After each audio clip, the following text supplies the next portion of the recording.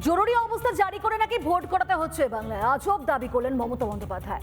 আচ্ছা, হারার ভয় কি ভুলভাল বকছেন মমতা? আসলে কি রাষ্ট্রপতি শাসনের জুজু দেখছেন মুখ্যমন্ত্রী? কেন জানেন? বাইরে থেকে টাকা ঢোকাবে বলে। বর্ডার থেকে টাকা ঢোকাচ্ছে, বন্দুক ঢোকাচ্ছে।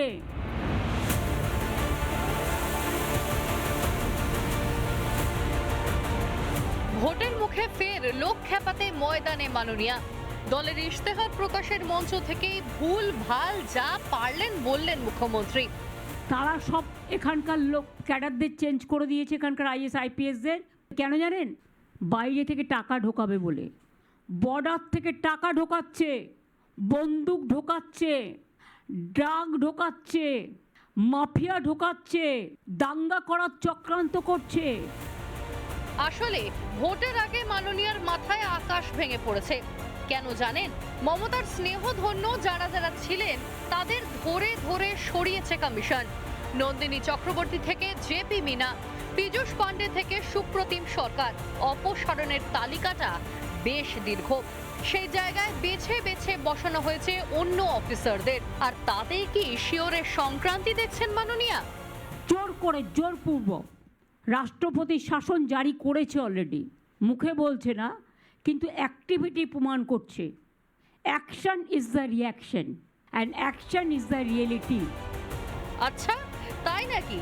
আপনি হয়তো ভুলে গিয়েছেন এতদিন যাদের গদিতে রেখেছিলেন বেলডাঙ্গার হিংসা কিন্তু সেই কর্তারা নিয়ন্ত্রণ করতে পারেননি। তারা দায়িত্বে থাকার সময়ই আগুন জ্বলেছিল শামশেরগঞ্জে।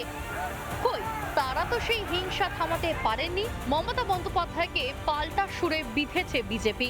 মুখ্যমন্ত্রী শহীদ হতে চাইছেন, যার জন্য বারবার 356 ধারা জারি করার কথা বলছেন। তিনি জানেন পরাজয় অবশ্যম্ভাবী, আর এইটা জেনেই মুখ্যমন্ত্রী চাইছেন যে যেভাবেই হোক আমি রাজ্যে একটা দাঙ্গা লাগুক। বারবার উনি দাঙ্গার ভয় দেখাচ্ছেন। এরকম একটা পরিস্থিতি তৈরি করে রাজ্যে 356 ধারা জারি হয়ে যাক, মসৃণ ভাবে তিনি অন্য দরজা দিয়ে বেরিয়ে গিয়ে দিল্লিতে বলতে পারবেন যে আমার সরকারটাকে ফেলে দিয়েছে।